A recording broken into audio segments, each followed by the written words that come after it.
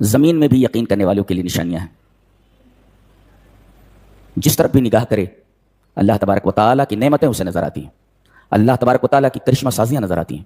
اگر وہ ان چیزوں کو دیکھ لے اور بصیرت کی نگاہ سے دیکھ لے تو یقین ضرور کرے گا. وفی الارض آیات للموقنین, شرط یہ ہے کہ اس کی بصیرت مر نہ گئی ہو. بصیرتیں مر جاتی ہیں تو آدمی بہت ساری نشانیوں کے پاس سے گزرتا ہے مگر منہ پھیر لیتا ہے. وکأی من آیۃ, بہت ساری آیات ایسی, بہت ساری نشانیاں ایسی ہیں کہ آدمی کی بصیرت مردہ ہوئی رہتی ہے تو بہت ساری نشانیوں کے پاس سے گزرتا ہے اور منہ موڑ کر کے چلا جاتا ہے جیسے کوئی بات ہی نہیں ہے. تو وفی الارض آیات للموقنین, زمین پر آدمی غور کرے تو اسے یقین ہو جائے گا کہ اس کا بنانے والا کوئی ہے, یہ نعمتیں بھیجنے والا کوئی ہے. وفی انفسکم افلا تبصرون, تم اپنے اندر غور کرو تو پتہ چلے گا کہ کوئی موجود ہے اور ہر قدم پر اس کی رحمتیں, اس کی نعمتیں تمہارے ساتھ ہیں. تو چاہے زمین میں غور کرو اور چاہے اپنی ذات میں غور کرو, اپنے وجود پر غور کرو. جی یہ آیت بتا رہی ہے وفی السماء رزقکم وما توعدون, آسمان میں تمہاری روزی ہے. بندہ کہاں ڈھونڈتا ہے دنیا میں, کہتا ہے میری دکان مجھے روزی دے رہی ہے, میری نوکری مجھے روزی دے رہی ہے, میرا علم مجھے روزی دے رہا ہے, میرا آرٹ مجھے روزی دے رہا ہے. لا, روزی کا تعلق زمین سے نہیں ہے, روزی کا تعلق آسمان سے. کسی مفسر نے اس پر تبصرہ کرتے ہوئے لکھا ہے کہ اذا شعورت بنقص الرزق فارفع راسک الى السماء واسأل الکریم واستغفرہ.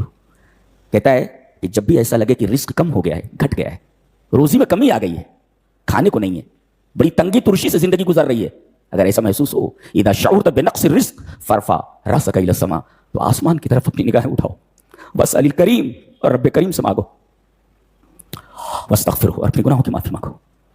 جو ایسا لگے کہ روزی کم ہو گئی ہے تو اس کا ایک ہی طریقہ ہے کہ آسمان کی طرف اپنی نگاہ اٹھاؤ, اپنا سر اٹھاؤ.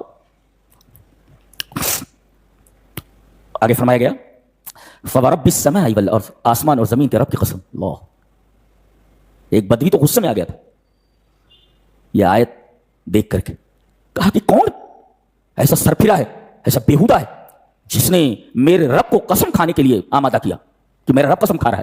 اس کا کہہ دینا ہی کافی ہے, اسے قسم کھانے کی ضرورت نہیں. کون ہے جس نے میرے رب کو قسم پر آمادہ کیا کہ میرا رب کسی بات پر قسم کھائے, میرے رب کو قسم کھانے کی کیا ضرورت ہے, وہ جو بول دے حرف آخر ہے. تو کون ہے وہ بیہودہ جس نے میرے رب کو قسم کھانے پر آمادہ کیا ہے. فورب السماء والارض, آسمان اور زمین کے رب کی قسم. انہ لحق, مرنے کے بعد زندگی ہے, مرنے کے بعد زندہ ہونا ہے. جیسے مثلا, جیسے لائک, جیسے ما انکم تنطقون, جیسا کہ تم بولتے ہو. جب آدمی بولتا ہے تو اسے یقین ہوتا ہے کہ جو کلمات نکل رہے ہیں وہ میری زبان سے نکل رہے ہیں, غیر کی زبان سے نہیں. جی, تو جیسے تمہیں اس بات پر یقین ہوتا ہے کہ میری زبان سے نکلنے والے کلمات میرے ہیں اور میری زبان سے نکل رہے ہیں, اسی طریقے کا یقین تمہیں ہونا چاہیے کہ مرنے کے بعد زندگی ہے. کیا بات ہے.